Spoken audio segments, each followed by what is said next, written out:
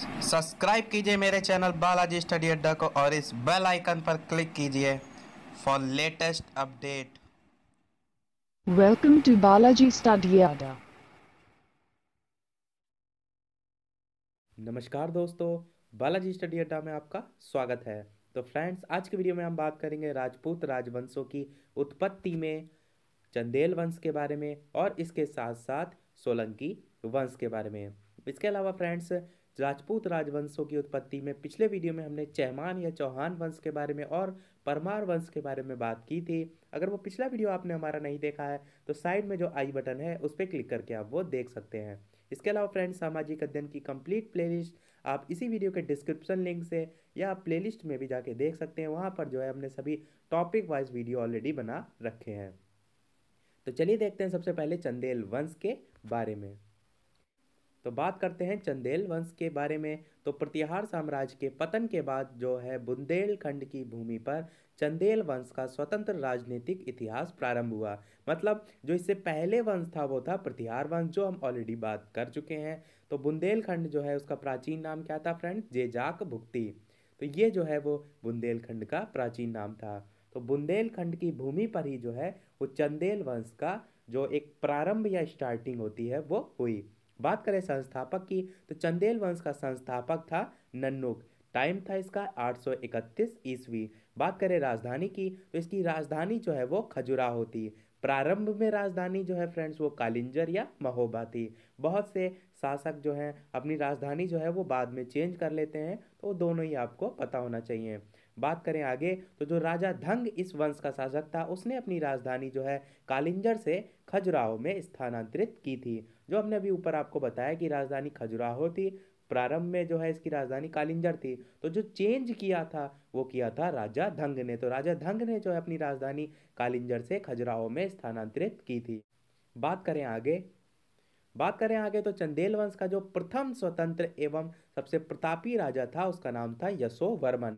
सभी वंश जो हम पढ़ रहे हैं उसमें हमने सबसे पहले संस्थापक पढ़ा, राजधानी पढ़ी, फिर सभी शासक कौन कौन से हुए, फिर उसमें से जो सबसे प्रमुख शासक था वो पढ़ा। तो किसी भी वंश का जो फ्रेंड्स जो सबसे मेन राजा होता है या सबसे प्रतापी राजा होता है, मोस्टली जो है उसी से क्वेश्चन बनते हैं। तो चलिए बात करते हैं यशोवर्मन के बारे में। तो यशोवर्मन जो है उसने कन्नौज पर आक्रमण करके प्रतिहार राजा जो था देवपाल उसको हराया था तथा उससे एक विष्णु की प्रतिमा प्राप्त की थी, जिसे उसने जो है खजुराहो के विष्णु मंदिर में स्थापित किया था।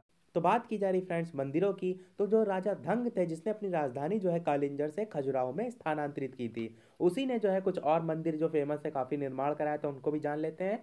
तो धंग ने जो है जिन्ननाथ, विश्वनाथ एवं वैद्यनाथ मंदिर का निर्माण करवाया था। और जो सबसे फेमस है या जो सबसे ज्यादा बार पूछा जाता है वो ये कि कंदरिया महादेव मंदिर का निर्माण धंग देव के द्वारा 999 ईस्वी में किया गया था। ये कंदरिया महादेव मंदिर जो है डायरेक्ट फ्रेंड्स वंश के हिसाब से भी पूछ लिया जाता है कि राजपूत वंश में जो है किस वंश में जो कंदरिया महादेव मंदिर है उसका निर्माण हुआ था। ऑप्शन में रहता है जैसे परमार वंश, गुर्जर प्रतिहार वंश, चंदेल वंश या सोलंकी वंश, इस टाइप से ऑप्शन में रहता है।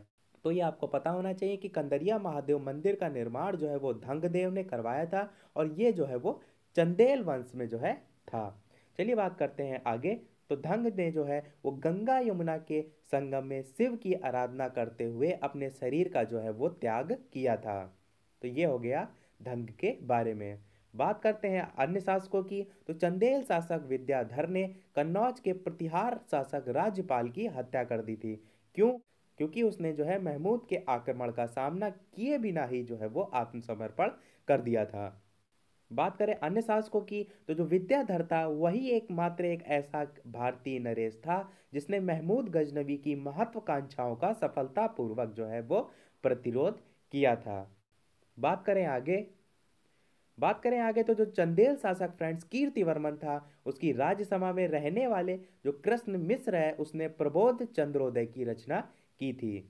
इसके अलावा जो महोबा के समीप जो है उसने कीर्ति सागर नामक जो है वो जलाशय का निर्माण भी किया था।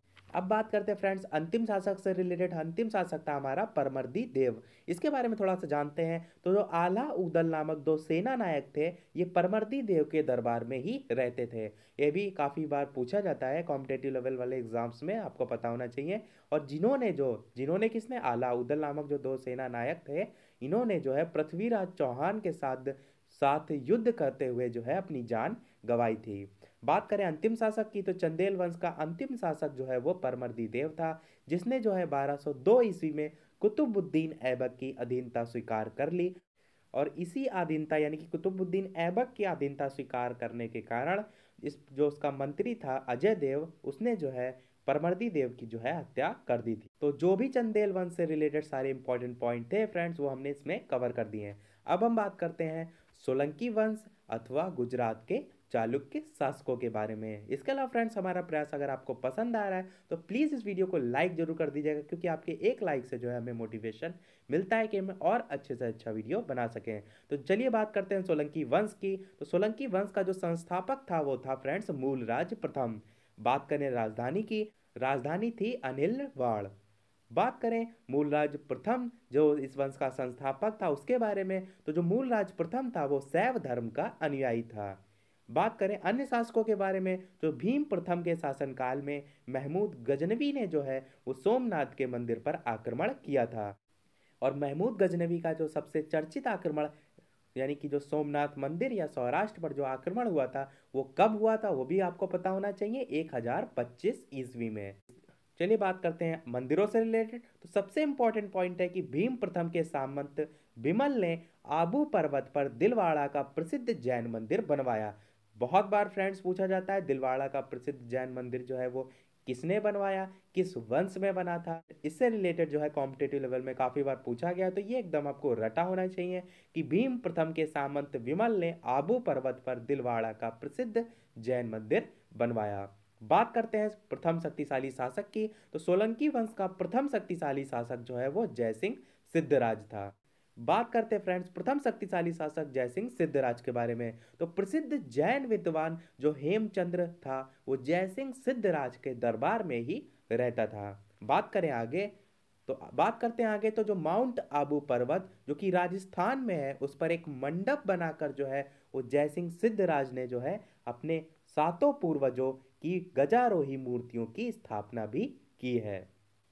और एक और मंदिर काफी बार पूछा जाता है, वो है फ्रेंड्स मोढेरा के सूर्य मंदिर। उसका निर्माण भी जो है वो सोलंकी राजाओं के शासनकाल में ही हुआ था। बात करें अन्य मंदिरों की, तो सिद्धपुर में रुद्र महाकाल के मंदिर का निर्माण भी जयसिंह सिद्धराज ने ही किया था। बात करते हैं धर्म से संबंधित, तो सोलंकी शासक जो कुमारपाल था वो जैन मतानुयायी था। वह जैन धर्म के अंतिम राजकीय प्रवर्तक के रूप में जो है वो प्रसिद्ध है। बात करें अंतिम शासक की, तो सोलंकी वंश का अंतिम शासक जो है वो भीम द्वितीय था। तो बात करें थोड़ा सा भीम द्वितीय के बारे में, तो जो भीम द्वितीय है उसके एक सामंत लवण प्रसाद ने जो है गुजरात में बघेल वंश की स्थापना की थी। तो बघेल वंश की स्थापना किसने की थी? भीम द्वितीय के सामंत लवण प्रसाद ने। बात करें अंतिम पॉइंट की, तो बघेल वंश का कर्ण द्वितीय जो है वो गुजरात का अंतिम हिंदू शासक था। इसने जो है अलाउद्दीन खिलजी की सेनाओं का मुकाबला किया था। तो इसी के साथ हमने सोलंकी वंश से रिलेटेड जो भी इंपॉर्टेंट पॉइंट थे वो सभी जो है इस वीडियो में कवर कर दिए हैं। तो इसी के साथ हमारा ये वीडियो समाप्त होता है। अगर हमारा प्रयास आपको पसंद आए तो प्लीज़ इस वीडियो को लाइक कीजिए, शेयर कीजिए और हमारे चैनल को सब्सक्राइब कीजिए। और सब्सक्राइब के बगल में जो नोटिफिकेशन बेल है उसे जरूर ऑन कीजिए, जिससे कि आपका कोई भी वीडियो मिस ना हो। इसके अलावा फ्रेंड्स, आपका कोई कमेंट, कोई सुझाव, कोई क्वेरी है तो आप उसे कमेंट सेक्शन में लिख के जरूर बताइए। मैं उसे कमेंट या अगले वीडियो में कवर करूँगा। तो फ्रेंड्स, मिलते हैं अगले वीडियो में, तब तक के लिए नमस्कार। Thank you for watching.